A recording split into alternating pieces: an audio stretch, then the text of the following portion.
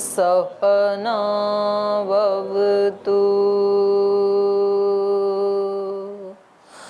सहनौ भुनक्तु सह वीर्यं करवावहै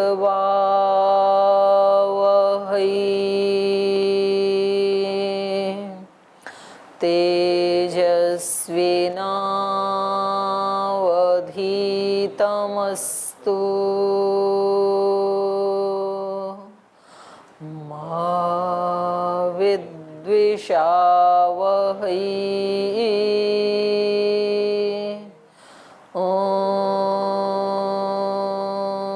शांति शांति शांति।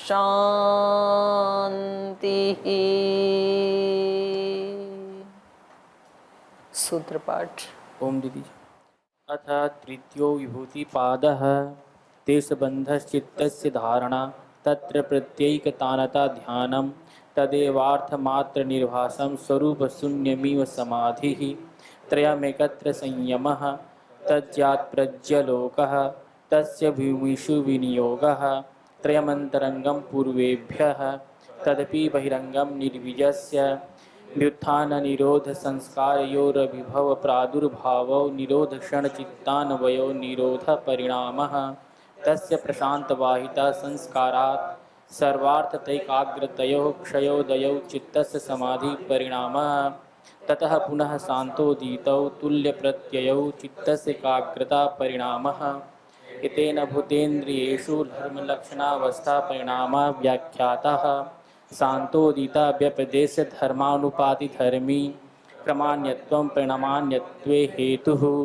परिणामत्रय संयमादतीतानागत ज्ञानं शब्दार्थ प्रत्यय नामितरेतराध्यासात् संकरस्तत्प्रविभाग संयमात् सर्वभूतरूत ज्ञानं संस्कार साक्षात्करणात् पूर्वजाति ज्ञानं प्रत्ययस परिचित ज्ञानं न च तत्सलम्बनं तस्या विषयीभूतत्वात् काय रूप संयमात् तद्ग्राह्य शक्ति स्तंभे चक्षुष्प्रकाशा संप्रयोगदर्धानं सोपक्रमं निरूपक्रमं च कर्म तत्संयमात् परान्त ज्ञानमरिष्टेभ्यो वा मैत्र्यादिषु बलानि बलेषु हस्तिबलादीनि प्रवृत्त्यालोकन्यासा सूक्ष्मव्यवहितविप्रकृष्टज्ञानं भुवनज्ञानं सूर्ये संयमात् चन्द्रे ताराव्यूहज्ञानं ध्रुवे तद्गतिज्ञानं नाभिचक्रे कायव्यूहज्ञानं कंठकूपे क्षुत्पिपासा निवृत्तिः कूर्मनाड्यां स्थैर्यं मूर्धज्योतिषी सिद्धदर्शनं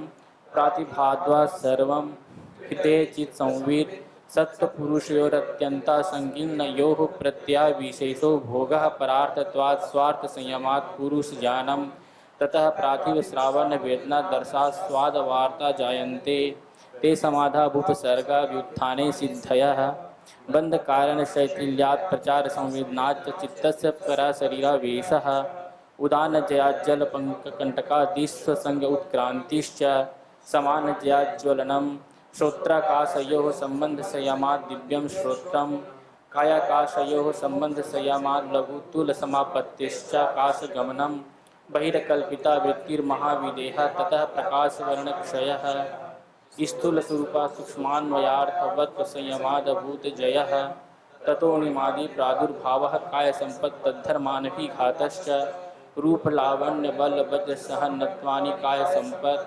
ग्रहणस्वरूपास्मृतान्वयार्थवत्त्वसंयमाद इन्द्रियजयः ततो मनोजवित्वं विकिरणभावः प्रधानजयश्च सत्त्वपुरुषान्विता ख्यातिमात्रसर्वभावाधिष्ठातृत्वं सर्वज्ञतृत्वं च तद्वैराग्यादपि दोषबीजक्षये कैवल्यं स्थानोपनिमन्त्रणे संगस्मयाकरणं पुनर्निष्ठप्रसङ्गात् क्षणततक्रमयोः संयमाद विवेकजं ज्ञानं जातिलक्षणदेशैरन्यतारवच्छेदात् तुल्योस्ततः प्रतिपत्तिः तारकं सर्वविषयं सर्वथा विषयमक्रमं चेति विवेकजं ज्ञानं सत्त्वपुरुषयोः शुद्धिसाम्ये कैवल्यमिति इति तृतीयो विभूतिपादः। आइए अब योग दर्शन के विभूतिपाद का हम 30 सूत्र पर्यंत पढ़ चुके थे और इस पाद की ये 15वीं सिद्धि है। 14 सिद्धियां अभी तक हमने पढ़ी हैं।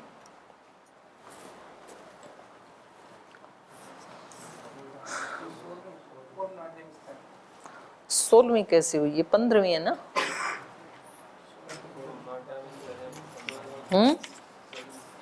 कंठ कूपे क्षुत पिपासा निवृत्ति, हाँ ये 14वीं है। नहीं भाई, आप शुरू से गिनो ना।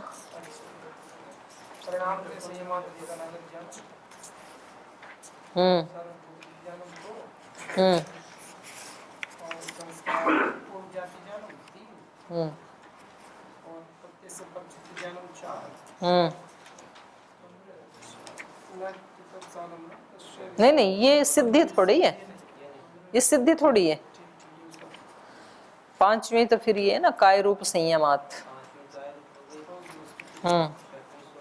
6ठी है ये सोपक्रमम वाली। बलेशु हस्ति बलादीनी, ठीक है।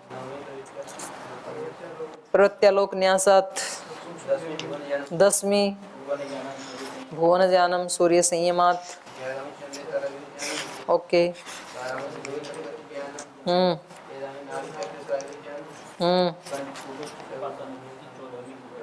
क्षुत पिपासा निवृत्ति, और 15वीं कूर्मनाड्यम स्थैर्यम, तो 15 हुई ना।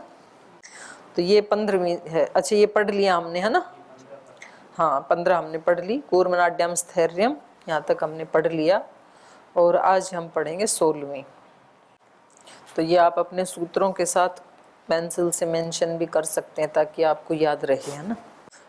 तो चलिए, जब ये शरीर के अलग अलग अंगों में संयम करने से, धारणा ध्यान समाधि लगाने से, तो देखो इससे भी पता लग रहा है ना कि एक एक सिस्टम में एक अलग अलग तरह की शक्ति है। हमारे नाभि में एक अलग प्रकार का सिस्टम काम कर रहा है, और हृदय में, उर्सी में, उरु प्रदेश में, कंठ में, और ऐसे ही भ्रूमध्य में, तो अलग अलग सिस्टम काम कर रहे हैं। जैसे उन्होंने कहा था ना विभीषण ने कि भाई ये जो रावण है ये मरेगा कैसे, ये तो बड़ा बलवान है, इसको कैसे मारे? तो विभीषण ने कहा कि इनकी नाभि में बाण मारो। तो नाभि में कौन सा चक्र है? मणिपुर। तो मणिपुर चक्र में जब हमारी चेतना रहती है, चेतना इन चक्रों में ना मतलब गतिशील रहती है, कभी मूलाधार चक्र में, कभी स्वाधिष्ठान में, कभी मणिपुर में, ऐसे।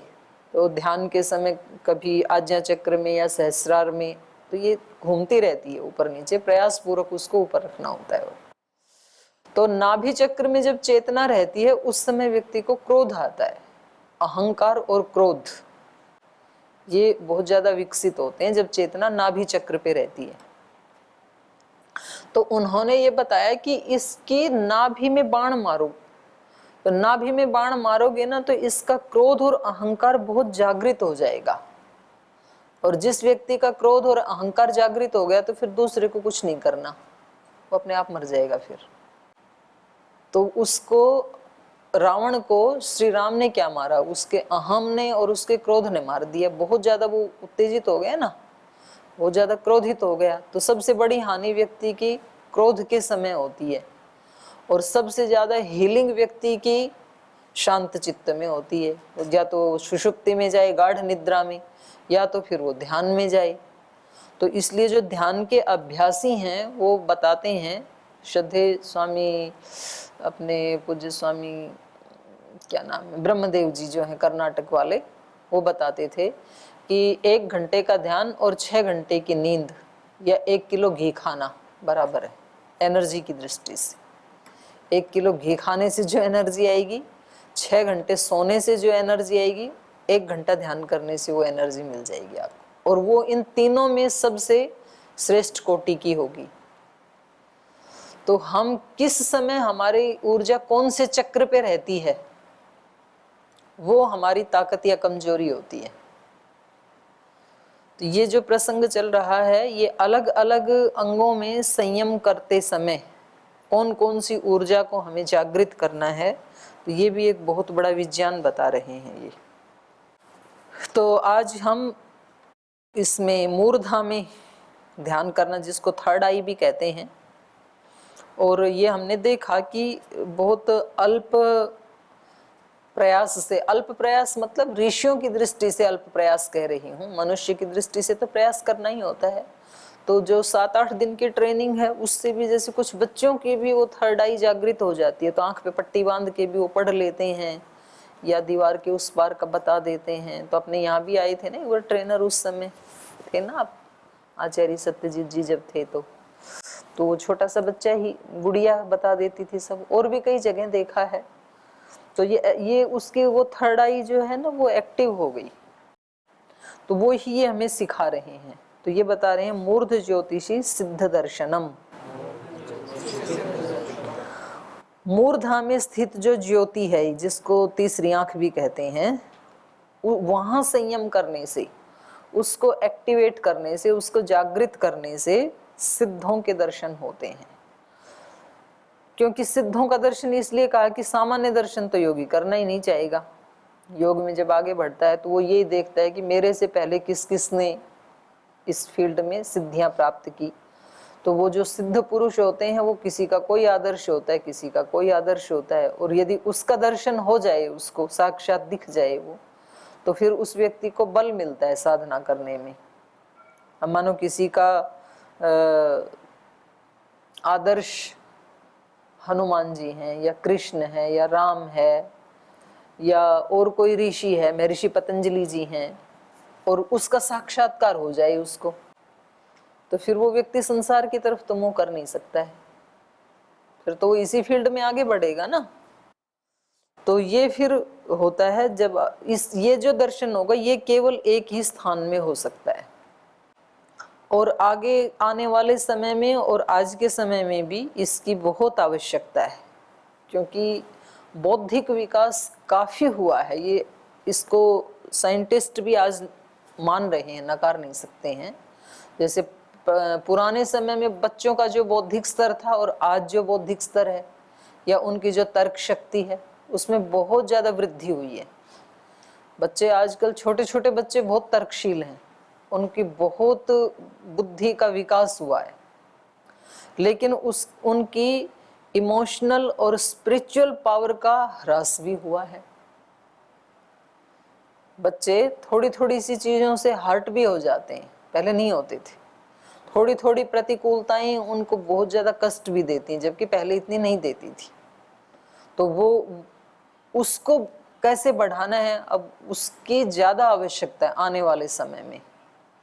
तो आने वाले समय में ये जो है अध्यात्म, ध्यान, धारणा, ये सब बचाएंगे। तो जो लोग गीता, रामायण, उपनिषद और दर्शन आदि ये सब विद्या जो पढ़ रहे हैं, इन लोगों की बहुत वैल्यू होने वाली है, बशर्ते कि उसने उन चीज़ों का अभ्यास किया हो। क्योंकि लोग उसको चाहते हैं, और यदि वो थोड़े भी अच्छे ढंग से उस चीज़ को रख सकता है तो उसके पास आएंगे लोग। लोगों को चाहिए ये। जैसे मैंने बताया था ना, जो माता जी हैं अपनी केरला वाली माता अमृतानंदमयी, मलयालम के सिवाय और कुछ जानती नहीं है वो, लेकिन क्योंकि उनके पास ना तो कोई पीठ थी, गुरु की गद्दी थी, अपने श्रद्धेय स्वामी जी महाराज की तरह ही अपना जीवन शुरू किया उन्होंने तो। लेकिन महाराज जी का प्लस पॉइंट ये था कि इनके पास नॉलेज है, ज्ञान है, शास्त्र पढ़े हैं इन्होंने। उसके पास वो भी नहीं था, वो तो 4 कक्षा पढ़ी थी बेचारी।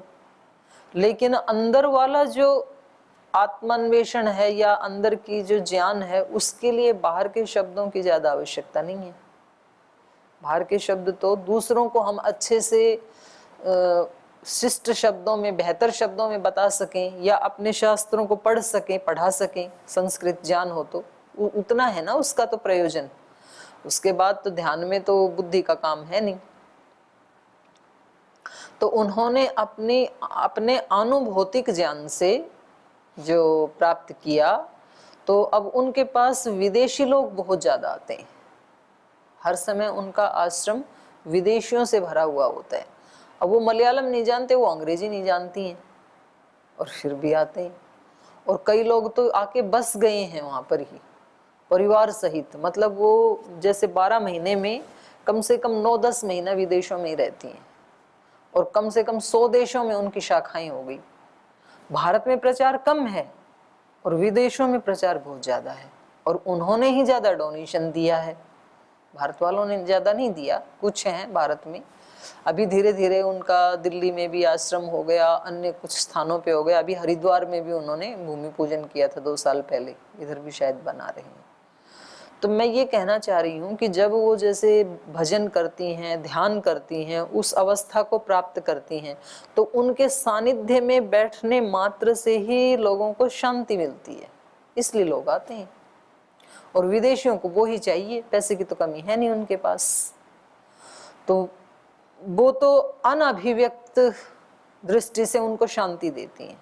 और कोई व्यक्ति उनको वो शांति प्रदान भी कर दे और उसका प्रोसेस भी बता दे, तो वो फिर और ज्यादा सक्सेस होगा।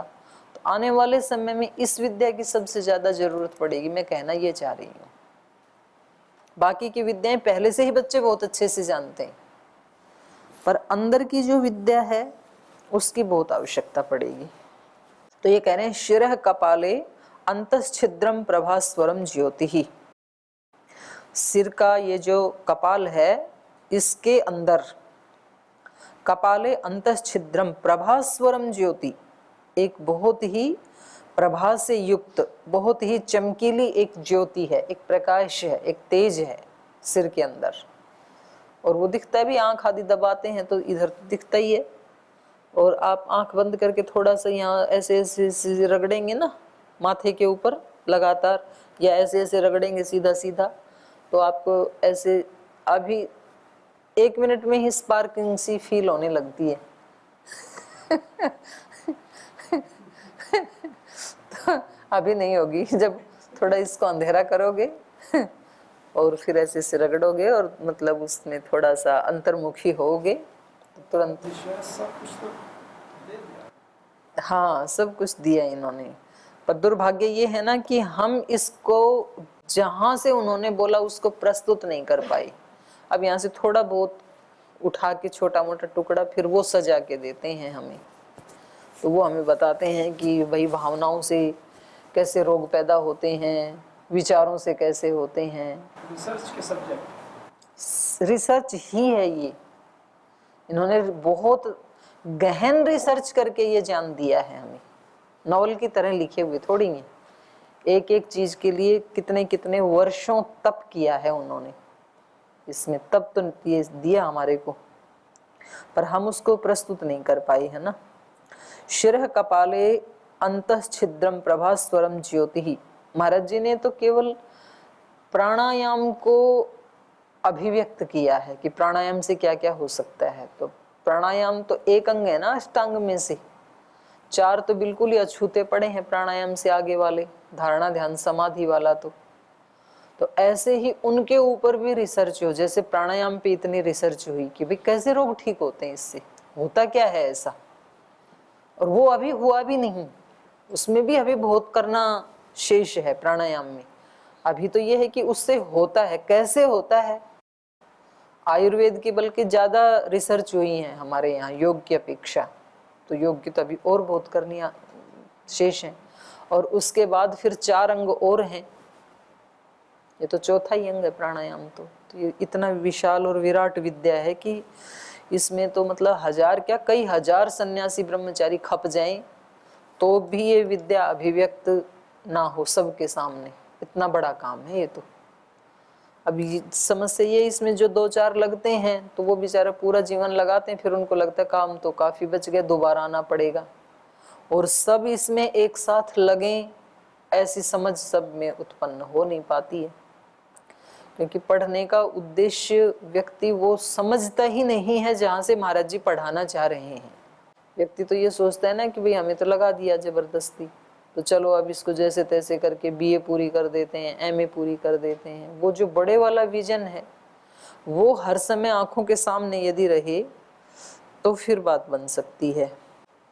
तो ये कह रहे हैं ये जो ज्योति है ना हम सब के कपाल के अंदर, खोपड़ी के अंदर जो चमकीला पदार्थ है भास्वरम ज्योति, तत्र संयमात, उस ज्योति में संयम करने से सिद्धानाम द्यावा पृथिव्योः, द्युलोक से लेके पृथ्वीलोक तक जितने भी सिद्ध हैं, तो पृथ्वी और अंतरिक्ष में तो कम ही मिलेंगे, पर ऊपर के जो हैं स्वरलोक के जो हमने पढ़े थे 5 लोक, उसमें तो रहते ही सारे सिद्ध ही हैं, वो तो उन्हीं का ही है। तो कह रहे हैं उन सब का द्यावा पृथिव्यो अंतराल चारिणाम दर्शनम, द्युलोक से और पृथ्वी के बीच का जो अंतराल है उसमें जो विचरण करने वाले हैं उनका दर्शन हो जाता है। तो वहाँ उन लोकों में रहने वाले जो सिद्ध हैं, तो उनमें से जिसका भी हम आह्वान करेंगे उनके साथ हमारा कनेक्शन हो जाता है।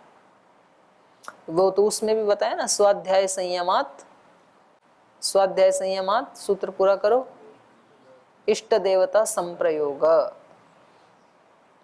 तो जो अपना इष्ट देव है उसके साथ हमारा संपर्क हो जाता है। तो जैसे मौसम विभाग का व्यक्ति, उससे पूछें कि मौसम कल कैसा रहेगा तो तुरंत बता देता है ना, कल बारिश होगी कि क्लाउडी रहेगा, ऐसे बता देता है। तो उस सिद्ध व्यक्ति से हमारा संपर्क हो गया, तो हमारे जो इस लोक की भी जो सेवाएं हैं उसमें भी वो हस्तक्षेप करते हैं। हम पूछते हैं भी ये कर रहे हैं, इसमें कैसा रहेगा, तो वो बता देता है कि नहीं इधर नहीं, इधर जाओ आप, ये आपके लिए बेनिफिशियल रहेगा, ये आपके लिए ठीक नहीं रहेगा। वो तो एक मतलब अच्छे मित्र की तरह या अच्छे माता पिता की तरह, एक अच्छे गुरु आचार्य की तरह हमारी हेल्प करते हैं। तो एक बार उनसे संपर्क करने के लिए व्यक्ति को अपने आप को शुद्ध पवित्र तो करना होता है, वो पात्रता तो लानी पड़ती है उनके साथ दोस्ती करने के लिए। लेकिन हो गई तो फिर तो बल्ले बल्ले है, फिर उससे आगे जाना है तो उससे आगे वाली शक्तियों का आह्वान कि भाई आप ही बताओ मुझे उसके लिए क्या क्या करना पड़ेगा, क्या क्या पात्रताएं लानी पड़ेंगी, तो आप ही बताइए इसमें। तो वो फिर, लेकिन वो हमारी वाली भाषा में नहीं बोलते हैं, हिंदी अंग्रेजी संस्कृत आदि में नहीं बोलते हैं। ब्रह्मांड की या सिद्धों की अपनी एक अलग भाषा है, उनके अलग संकेत होते हैं। तो उन संकेतों को हम अत्यंत एकाग्रचित्त होकर के ही पकड़ सकते हैं या समझ सकते हैं, ऐसे नहीं समझ सकते। मतलब ऐसी जैसे मैं बोल रही इस वाणी में तो उत्तर आएगा नहीं। जैसे रामकृष्ण परमहंस के पास जो भी कोई जाते थे लोग अपनी समस्या लेके, तो वो बोलते थे जाओ माँ से पूछ लो, माँ काली के बारे में संकेत करते थे वो। और फिर वो व्यक्ति जाता तो वो बोले कि माँ ने तो कुछ भी नहीं बोला, हमने अपनी समस्या रखी वहाँ पर, वहाँ से तो कोई उत्तर आया नहीं। स्वामी विवेकानंद जी से उन्होंने ऐसे ही कहा कि जाओ माँ से पूछ लो, तो स्वामी विवेकानंद जी ने कहा कि उन्होंने तो कुछ भी नहीं कहा। तो बोले नहीं कहा था, तुम्हें सुना नहीं, तुम सुन नहीं पाई, तो चलो अभी चल के पूछते हैं। तो फिर वो खुद जाते थे, तो फिर वो बोलते थे कि माँ ये इसके साथ ना ऐसे ऐसे हो गया, इसको ये समस्या है, तो बताओ क्या करें। तो जो भी उनको अंतः प्रेरणा होती थी फिर वो बता देते थे कैसे करो, काम ठीक हो जाता था। तो उस उत्तर को पकड़ना, उस ब्रह्मांड की या उस ईश्वरीय भाषा को जानना, उसके लिए फिर एक अलग पात्रता। तो उसके लिए ये सब प्राणायाम, ध्यान और विचारों की न्यूनता, ये सब ही साधन है, तभी पकड़ में आता अनुस्वर, नहीं तो आएगा नहीं। गति में वो चित्र हिलता रहता है ना, फिर तो पकड़ में आता नहीं हो गति में फिर। तो ये कह रहे हैं तत्र संयमा, तो उस भास्वर ज्योति में, उस चमकीले प्रकाश में, तेज में संयम करने से द्यावा पृथिव्यो अंतरालचारिणाम सिद्धानाम दर्शनम, पृथ्वी से लेकर द्योलोक पर्यंत इस अंतराल में जो सिद्ध लोग आचरण करते हैं, जो गति करते हैं, उनके दर्शन होने लगते हैं। मूर्धा तो आज्ञा चक्र है। हाँ, कुछ लोग तो इसको मूर्धा बताते हैं, जीव के ऊपर वाले तालू वाले भाग को, और यहाँ तो इसको बताया है आज्ञा चक्र को। मुख प्रदेश के हिसाब से तालु के ऊपर का थोड़ा, हाँ हास्य में ये रहा। हाँ, वो उच्चारण आदि की दृष्टि से बताया है वहां पर तो स्वरों का। ये जो मूर्धा स्थान है ये आज्ञा चक्र, और कहीं कहीं इसको ब्रह्मरंध्र भी कहा है। हाँ, मूर्धा मतलब ऊंचा स्थान। याज्ञवल्क्य जी बोलते हैं ना उनको, गार्गी को मूर्धा ते पतिष्यति, तेरी मूर्धा गिर जाएगी। अति प्रश्न माँ प्राक्षी, अति प्रश्न मत पूछो नहीं तो आपकी मूर्धा गिर जाएगी। मूर्धा गिरने का मतलब है एक जो ऊंचा यश गौरव है, तो किसी अपने से बड़े से कोई अति प्रश्न करते जाते हैं तो उसको लोग अच्छा नहीं मानते हैं, फिर तो उस व्यक्ति की फिर मूर्धा गिर जाती है समाज में जिसको बोलते हैं ना। तो ये सब वो हैं, मुहावरे हैं। मूर्धा गिरना मतलब अपमान होना। तो सम्मान की बजाय कई बार व्यक्ति जैसे प्रश्न पूछने लगता है ना, तो फिर वो अपने अहंकार का पोषण करने के लिए अति प्रश्न करने लगता है। मतलब उसको वास्तव में उस प्रश्न की पिपासा नहीं थी, जिज्ञासा भी नहीं थी, जिसको बोलते हैं ना बाल की खाल उतार के देखना, इसके ऊपर खाल है कि नहीं है। तो वो अति प्रश्न है, तो उसको फिर दूसरे लोग भी अच्छा नहीं मानते हैं। लोगों को भी पता ही है कि ये कहाँ से पूछ रहा है, तो उसको कहते हैं मूर्धा का पतन। तो वहां याज्ञवल्क्य जी ने कहा था कि गार्गी अब अति प्रश्न मत करो, क्योंकि जो प्रश्न का विषय ही नहीं है, आकाश किसमें प्रतिष्ठित है, ये अनुभूति का विषय है, न कि प्रश्न का विषय है। तो उसको भी यदि आप प्रश्न से पूछोगे और सब सारे समाधान बुद्धि के स्तर पे ही करना चाहोगे, तो फिर आपकी मूर्धा गिर जाएगी। नाक कटना, मूर्धा का गिरना, तो सिर झुकना, ये आपका सिर झुक जाएगा उस हमारे शर्म के। पगड़ी रख देना, ये सारे किस चीज के प्रतीक हैं? शरीर का जो सबसे ऊंचा स्थान था उसको झुकाने का है ये। तो यहाँ पर ब्रह्मरंध्र और आज्ञा चक्र दोनों का ग्रहण होगा मूर्धा कहने से। शिरह कपाल कहा ना, तो शिरह कपाल तो यही है और यहाँ संयम करना है। तो या तो ये एक चक्र है या तो ये एक चक्र। तो ये सारा जो प्रदेश है भों के ऊपर वाला, ये वाला सारा, तो यहाँ एक चमकीला पदार्थ है। तो यहाँ और यहाँ जो ध्यान किया जाएगा उसको यहाँ पर मूर्ध ज्योति का। ब्रह्मरंध्र तो यही है ना,